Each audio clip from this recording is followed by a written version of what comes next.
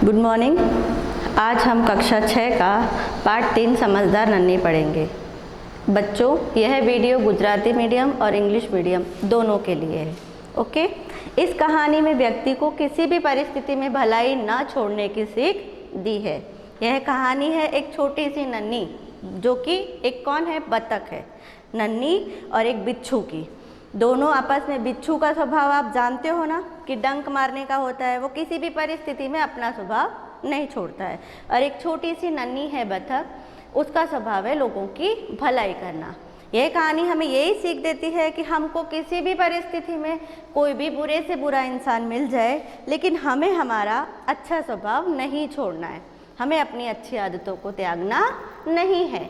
कब तक सामने वाला कुछ गंदी आदतें करता रहेगा, हमारे साथ बुरा करता रहेगा, कभी तो वो हमारे अच्छे व्यवहार के साथ में बदल जाएगा। इसलिए चलो हम शुरू करते हैं पार्ट 2 नन्ही कहानी। एक बार क्या होता है कि नन्ही बतख तट पर आती है, तो वो देखती है कि एक बिच्छू दलदल में फंस जाता है। दलदल क्या होता है? एक ऐसी गीली पानी की सतह जिसके अंदर हम पैर रखते हैं तो कोई भी धंसता चला जाता है अंदर, मतलब उसमें से बाहर आना बहुत मुश्किल होता है। तो वो उसको देखकर बिच्छू नन्ही को देखता है तट के ऊपर और नन्ही से प्रार्थना करता है कि प्लीज़ मुझे बचा लो। तो नन्ही को बिच्छू को दलदल में फंसा देखकर नन्ही को दया आ जाती है। नन्ही कौन है? छोटी सी बतख। उसको उस पर दया आती है और वो उसको बिच्छू को बाहर निकाल लेती है। लेकिन अपनी बुरी आदत से मजबूर होने के कारण नन्ही तो उसकी जान बचाती है, लेकिन बिच्छू जैसे ही वो उसकी जान बचाती है, बिच्छू उसको डंक मार लेता है। तो वो नन्ही बोलती है कि मैंने तो तुम्हें बचाया, तुमने मुझे डंक क्यों मारा?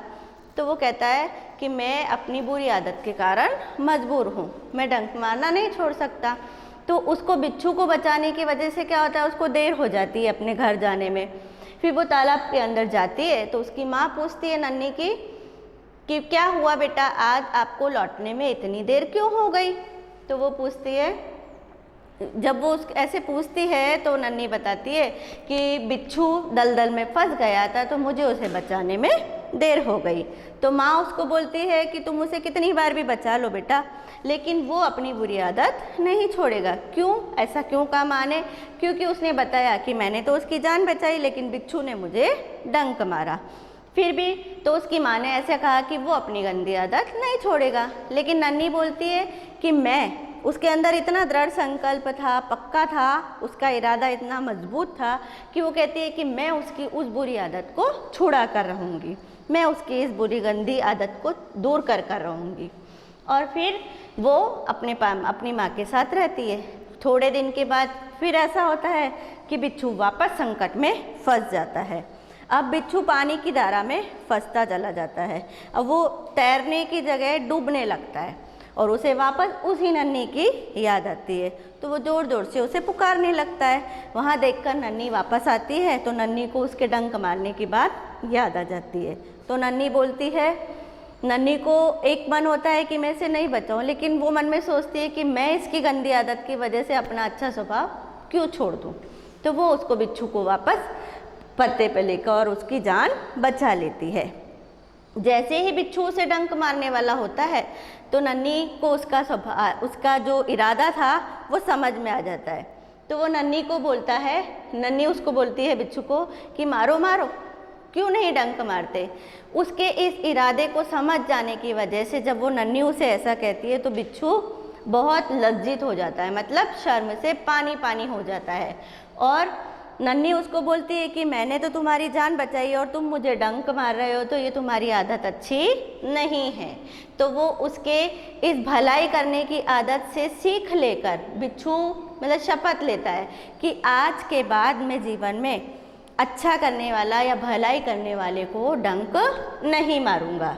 तो बच्चों, हमें भी इस कहानी से यही सीख लेनी है कि इंसान, सामने वाला इंसान कितना भी बुरा हो, कितने भी गलत आदतें उसमें क्यों ना हो, लेकिन उसकी उस आदत की वजह से हमें अपना अच्छा स्वभाव त्यागना नहीं है, हमें कभी भी अपना अच्छा स्वभाव छोड़ना नहीं है। ओके, ये हुआ हमारा चैप्टर, मैंने आपको स्टोरी के द्वारा समझा दिया।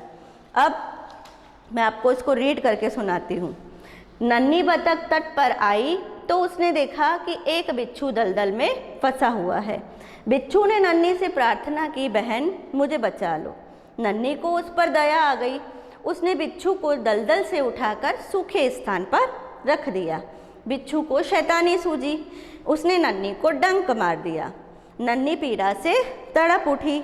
उसने बिच्छू से पूछा, क्यों भाई, तुमने मुझे डंक क्यों मारा? बिच्छू लापरवाही से बोला, क्या करूं, डंक मारना मेरा स्वभाव है।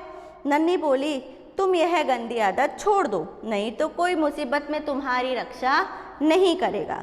नन्ही बोली। बिच्छू उसकी बात अनसुनी कर आगे बढ़ गया। नन्ही अपनी माँ के पास नदी में चली गई। माँ ने पूछा, नन्ही बेटी तुम कहाँ रह गई थी? नन्ही बोली, माँ मैं एक बिच्छू दलदल में फंस गया था, उसे बचाने में मुझे देर हो गई। माँ खुश होकर बोली, बेटी यह तुमने बहुत अच्छा काम किया है। नन्ही बोली, लेकिन बदले में उसने मुझे डंक मार दिया। माँ बोली, बिच्छू अपनी गंदी आदत का गुलाम है, तुम उसे चाहे कितनी बार भी बचा लो, लेकिन वह बार बार डंक मारता ही रहेगा। नन्ही बोली, माँ मैं उसकी गंदी आदत छुड़ा कर रहूँगी। कुछ दिन बाद बिच्छू के प्राण पुनः संकट में पड़ गए। इस बार वह अपनी पानी की धारा में जा गिरा और डूबने उतराने लगा। मौत सामने देखकर बिच्छू को पुनः नन्ही की याद आई। नन्ही को पुकारने लगा। नन्ही ने उसकी करुण पुकार को सुन ली। वह झपट कर बिच्छू के पास आ गई। सहसा ही उसके मन में विचार आया, अब मैं इस गंदे स्वभाव वाले बिच्छू को नहीं बचाऊंगी। बिच्छू गिड़गिड़ाने लगा और बोला, बहन मुझ पर दया करो। नन्ही का मन डोल गया। उसने सोचा, हो सकता है यह अपनी गंदी आदत छोड़ दी। नन्ही ने बिच्छू को दोबारा से जीवन दान दिया। बिच्छू अपने स्वभाव के कारण उसे डंक मारने के लिए आगे बढ़ा। नन्ही उसका इरादा समझ गई। वो मुस्कुरा कर बोली, बिच्छू भाई ठिठक क्यों गए, डंक मारो। बिच्छू शर्म से पानी पानी हो गया, मतलब उसे लज्जा आ गई, शर्म आ गई। वह खिसिया कर बोला, बहन एक बात बताओ, मैंने सदा तुम्हारे साथ विश्वासघात किया, फिर भी तुमने मेरे साथ हमेशा भलाई की, ऐसा क्यों? नन्ही बोली, भलाई करना मेरा स्वभाव है, मैं तुमसे बदला लेने के लिए अपनी अच्छी आदत को छोड़ नहीं सकती। मेरा काम बचाना है, मैं मुसीबत में पड़े को बार बार बचाती रहूँगी। तुम्हारा काम डंक मारना है तो तुम मारते रहो, देखती हूँ कौन जीतता है। बिच्छू पछतावे से भर गया और बोला, नन्ही बहन आज तुम जीत गई, मैं वचन देता हूँ कि अब मैं किसी भी निर्दोष जीव को डंक नहीं मारूंगा। नन्ही खुश होकर नदी में चली गई। माँ ने आज फिर पूछा, बेटा कहाँ देर कर दी? नन्ही ने पूरी घटना बता दी। माँ प्यार से बोली, प्यारी समझदार नन्ही, भले ही लोग अपनी बार बार भलाई से इसी तरह बुरे लोगों को भला बनने की राह दिखाते हैं। नन्ही प्रसन्न होकर थिरकने लगी। ये कहानी हमें यही शिक्षा देती है बेटा, बार बार यही कहती है कि हमें अपना अच्छा स्वभाव, अच्छी आदतें छोड़नी नहीं है, चाहे सामने वाला कुछ भी गलत करे। ओके, अब ये इसके कठिन शब्दार्थ मैं आपको समझा देती हूँ। वो तट पर रहती थी ना नन्ही, तो तट का मतलब होता है किनारा। स्वभाव मीन्स आपका बिहेवियर, जो आप प्रकृति, आपका आचरण है वो। सहसा मीन्स एकाएक, मतलब अचानक से। खिसियाकर मीन्स लज्जित होना, बिच्छू बोला था ना खिसियाकर लज्जित होकर।